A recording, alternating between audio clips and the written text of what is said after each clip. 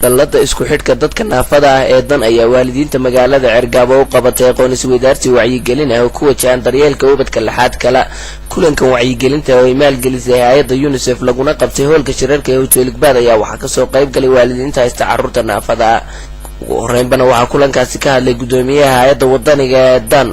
oo xusay in guulo wax ku ool ah laga gaaray mashaariicda daryeelka ubadka naafada ah oo haatan gabagaba ku dhow kaasoo buu yidhi hay'addu ka fulinaysay degmooyinka Celafweyn Garadag iyo Yufle waxaa kale oo intaa ku daray in 700 carruur ah laga diiwaangeliyay degmooyinkaasi laguna guuleystay badiba in wax laga qabto dhibaatooyinkii caafimaad darro ee soo wajahay isagoo xusayna in 200 oo ka mid ah carruurtaasi ay caafimaadeen kadib markii qaar ka mid ah lagu sameeyay daweyn halka qaarka kalena loo qaaday dibadda laguna sameeyay qaliin waxaa kale oo intaa ku laray gudoomiyuhu in hay'adoodu u qaybisay ubadka naafada ah agab ka caawinaya socodka ugu dambeyntiina waxa uu gudoomiyuhu ku booriyay waalidiinta inay xoog saaraan ilaalinta xuquuqda iyo daryeelka ubadka naafada ah ayna dhisaan moralkooda iyo niyad samidoodaba sidoo kalena hay'adda wadaniga ee dan ayaa dugsiyada magaalada Cergaabo ka fulisay barnaamij wacyigelin ah oo ku aadan halista miinada iyo waxyaalaha qarxa